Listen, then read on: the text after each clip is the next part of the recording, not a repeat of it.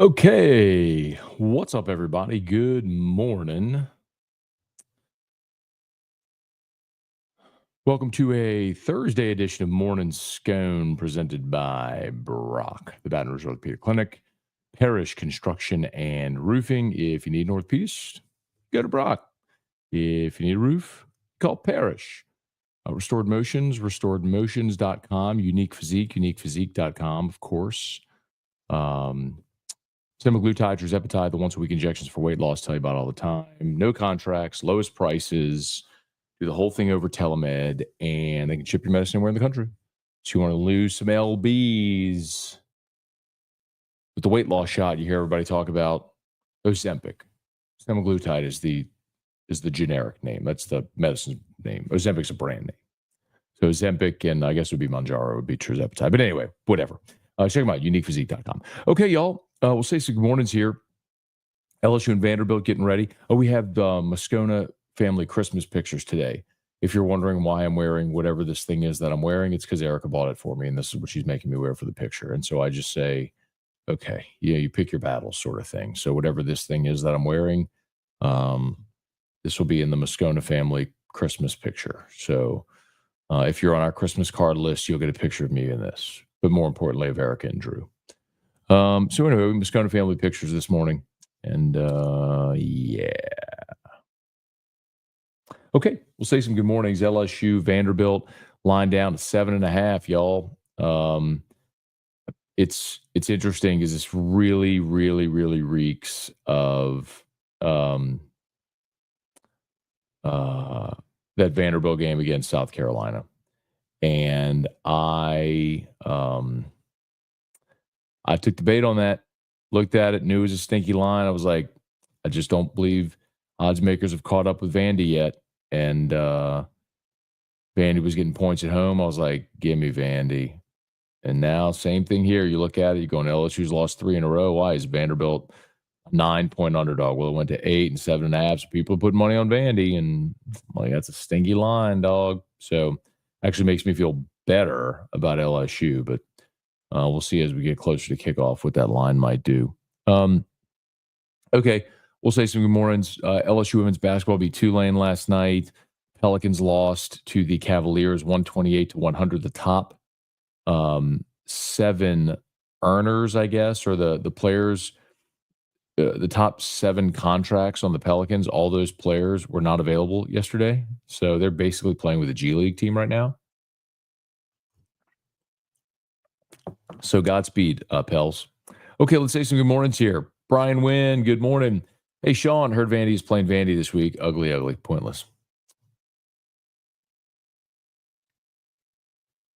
It's like an inter-squad scrimmage. Kelly Gross, good morning. Irfan Sayad, Jacob Crawford. The whole thing about Vandy playing Vandy is my rant about the uniforms. Thomas, Jingle Gate Day 11 to tie the record. Okay.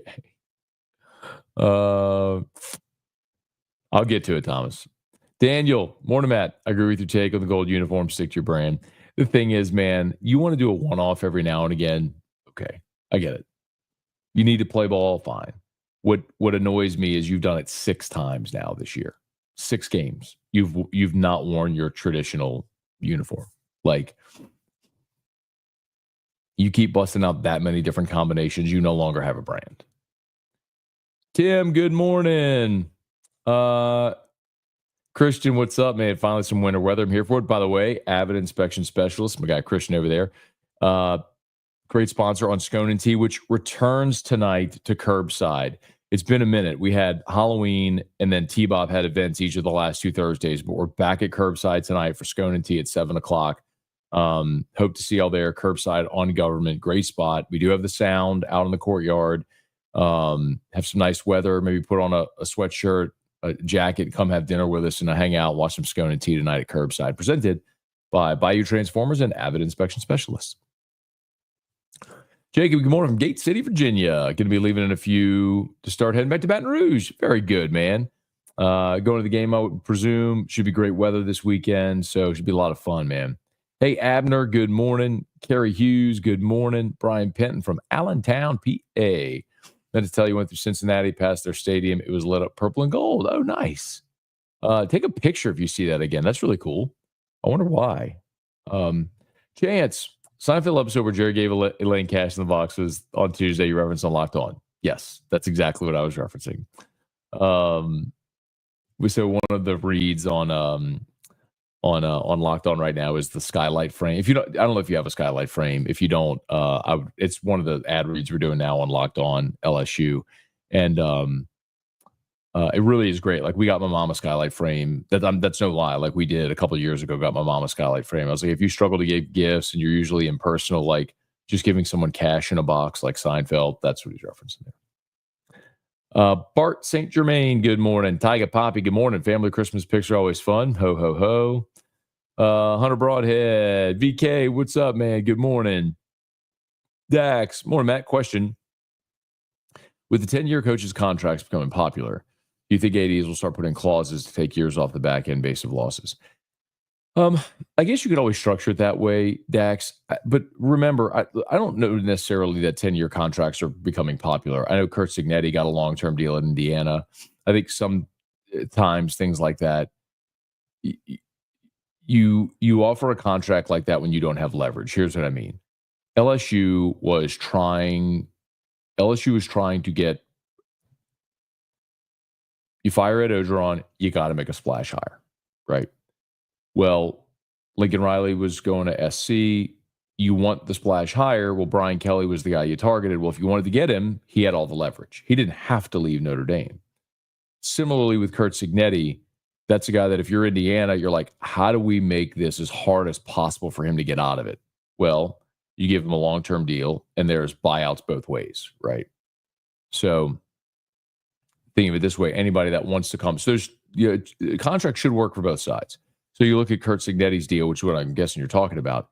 Yes, it's a long-term deal for Indiana, so they're bound to Kurt Signetti for a long time. But in theory, if you put protections in there, it should also make it harder for him to leave, meaning someone would have to pay you for him to get out of his contract.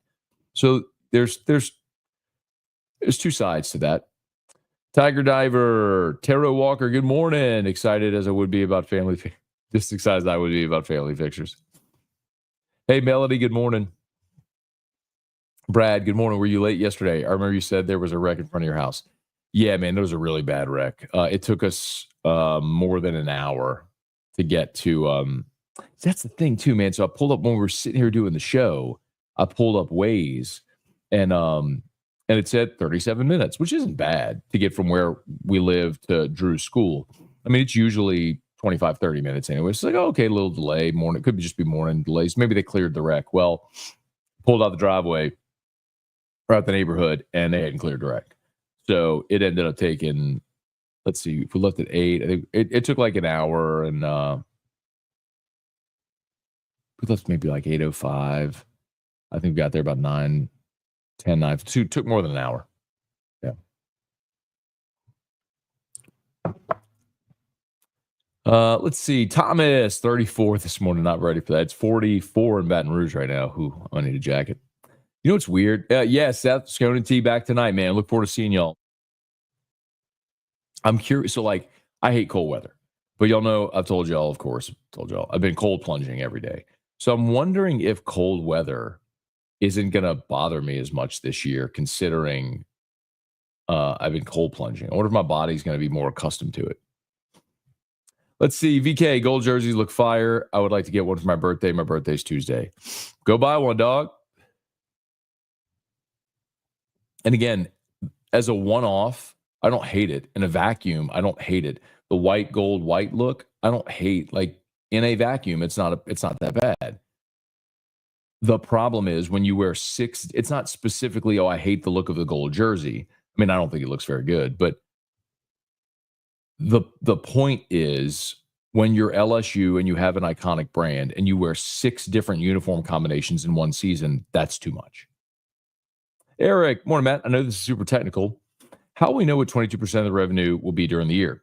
Do we guess and hope it's 22% when the dust settles? No, it's a good question, but no. Remember, they can spend up to 22%. So do you actually get to that number year one? Don't know. you can certainly know based on budgeting, what that number is going to be. So he's talking about revenue share for student athletes. So LSU does 200 million, right, in athletics revenue. Well, that number is going up because of the new TV contract with the SEC. So you could conservatively say, okay, well, 40 million would be 22%. You could conservatively say that. And so that you're within that number.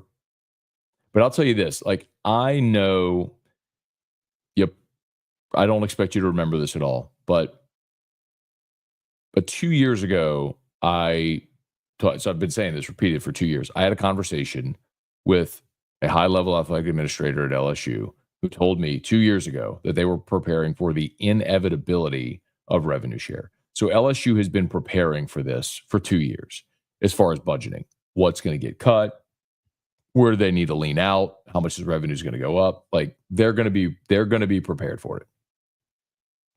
Lovely. Let's see. Head to Baton Rouge for the game tomorrow. We're undefeated when I'm in Tiger Stadium. Don't worry. If that's the case, let's get you season tickets and make sure you're at every road games too. David Tolson, is this weekend LSU's gold game, hence gold jerseys? I don't know that they do the gold game anymore. What a lame promotion that was. Stupid effort to try to sell gold t-shirts for one game. Gold game. Which nobody ever did. Stephen Miller, good morning. Mark, Tulane is ahead of LSU football rankings. I don't like it, Matt. And if Tulane played in the SEC, they'd be a 500 football team. That's why there's so much inequity in college football. Bailey, what would happen if they went 6-6? What do you mean what would happen? We'd all be really upset. Mark, Pelicans finally played Carlo last night versus Cavs. They need to. It's 7 players out. What's your concern with Vanderbilt? Can we neutralize that QB, Pavia? I don't know that you'll neutralize him. I mean, he's a really good player. You're not very good against the run. The one difference I'd tell you with Pavia as opposed to Jalen Milroe or Lenore Sellers is those dudes have a power element to their game they have the size and the speed. Pavia is more of a gamer, very savvy player, but he's also a smaller guy. So you don't worry so much about the power running game. You worry about his creativity and misdirection. I mean, you saw it a little bit last year when you played Army, and you won that game. What was it, 63-0, something like that? So, look, I understand why we're all sweating this out because nothing's been easy this year. And Vanderbilt's pretty good, but that's still a team that lost to Georgia State and a team that got pounded by South Carolina on their home field. A team that only scored 17 against Auburn. I mean, go win this game. Please, go win this game. Jeff McKiffin, good morning. Shane Carver, morning, Matt. Who's your pick for the Natty this year? Georgia? Hang on one second, y'all.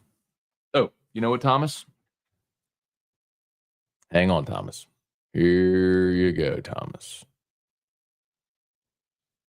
Parish Construction and Roofing. At Parish, we've got you covered. From the top of your roof, all the way down. Parish Construction and Roofing. Parish Built. Parish Built. Parish Built. From your hometown. ParishBuilt.com. All right. Got that timed almost perfectly. Parish Construction and Roofing, do business with someone you know. Love to help you out with that free, no obligation roofing inspection. ParishBuilt.com. Gary, morning, Uncle Scone. Looking ahead to next year's schedule, same as this year. When do we see State and Auburn back?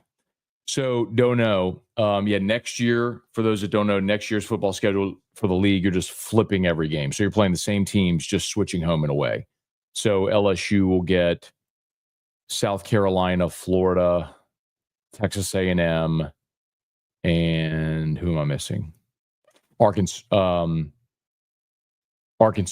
in Baton Rouge, and the road games will be Bama, Ole Miss, Vandy, Oklahoma, and of course play Clemson next year. So don't know. We don't know when they'll see State and Auburn back. We don't know what the future schedule model will be after next year. Will, this is Circle the Wagons game. If I'm playing, I'm laying, Matt. Not a bad thought. Meaning he's laying the points. When is CJ McCollum coming back? Don't know, Mark. Hey, Carrie, first snow in Chicago, 29 degrees this morning. No, thank you. I am quite, Carrie, I am quite fine. Never living in the Midwest ever again. Did my 1 year there, and that was enough for me to know I never want to live here ever.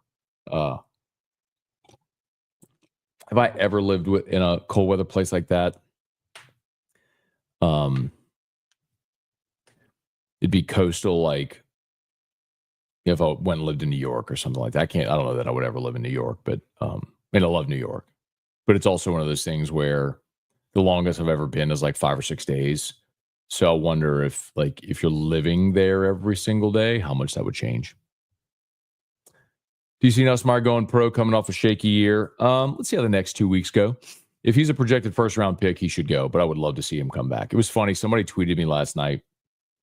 I don't know how they found this, but it was a tweet of mine during the Florida State game from 22. So Jaden Daniels' first game.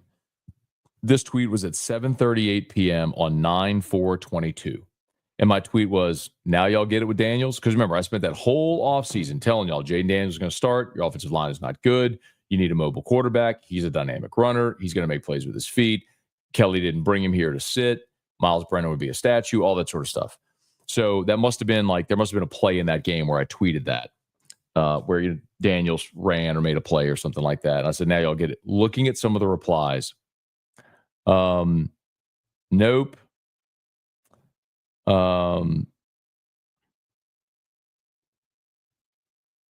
I prefer a guy who can throw the ball to our NFL receivers. He's a 7-5 quarterback. No.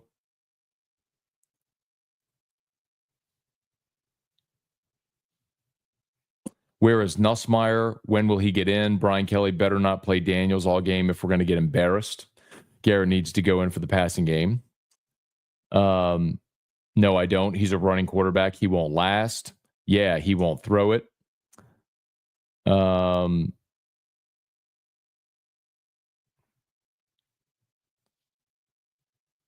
Daniels is poo, slightly better version of Jordan Jefferson.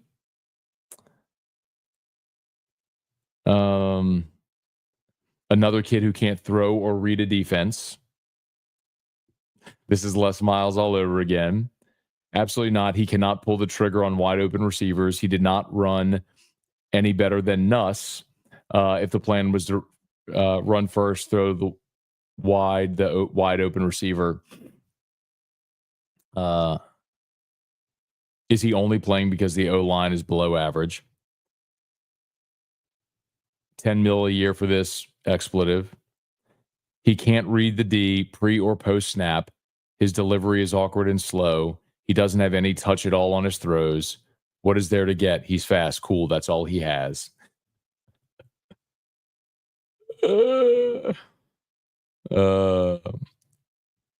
All he's doing is looking to run, not progressing through his reads. Wide receivers open all day. All he does is look downfield and scramble. Not good. Daniels doesn't go through his progressions, looks to run too quick. He needs to settle down. I see Jordan Jefferson 2.0. Matt, he's a runner. Missed Besh wide open on the drive, but tucked without pressure on the first read. Glad he can move because he's a waste on our receiver talent. Oh, my God. You will see Nuss very shortly. Wow, Miles Brennan must have sucked in camp. Oh, my God. Nope, can't read a defense. I mean, this is hilarious. I mean, there's hundreds of comments just dumping on Jaden Daniels. It's hilarious.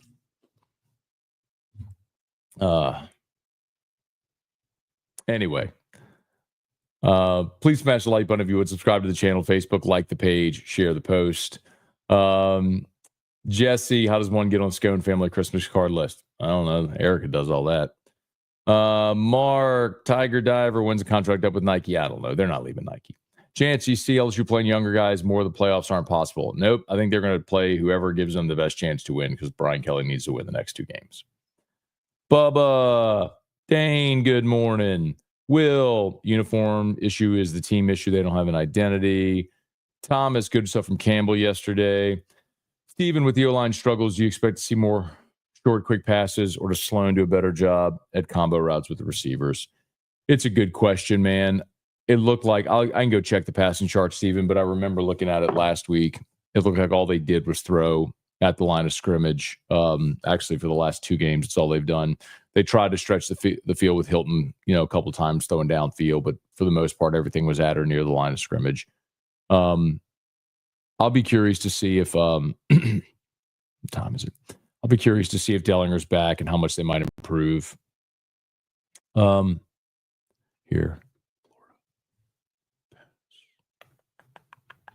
you go. So here you go, Nussmeier. He was 8 of 11 at the line of scrimmage.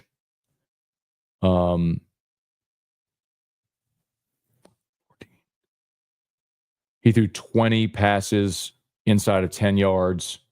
He threw 7 from 10 to 20, and then 5 beyond 20. Those were the ones that they attempted to Hilton, obviously. So, let's see, 10, 11, 25, 26, 31. 31 of his pass attempts were inside of 10 yards. And let's see, 4, 6, 7, 8, and 12 were beyond 10 yards. So, I mean, that's really what they did last week too, Stephen. Everything was inside of 10 yards. Madsen tells who's breaking out the gold jersey, started moving to bring back the purple pants. Talked about the purple pants game after Alabama when everybody was calling it the Omar game. I was like, it's stained like the purple pants game against Kentucky in '95. T-Bob never heard of it. All right, 7:45. I got to get rolling here. Rocky, good morning. Dax referring to the Indiana contract. Yeah. Signetti was talking about it. Michael Cook, good morning. Mark, good morning. Let's see. Charlie, what's going on? Quentin, good morning. Morning, Matt. Do you think revenue sharing will ultimately balance recruiting? That's the idea, but here's the problem. So we had David Fleshman on the show yesterday, who's an attorney in town with Brazil Zaxi and does a lot of NIL stuff. And my question is, and has been, will continue to be, as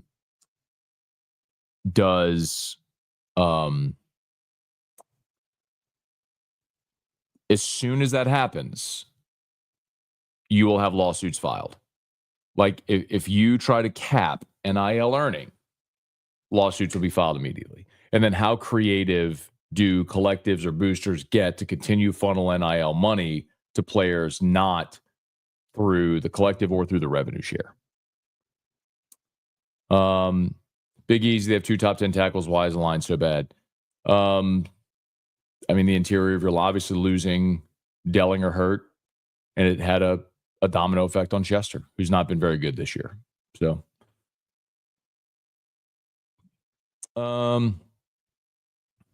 all right.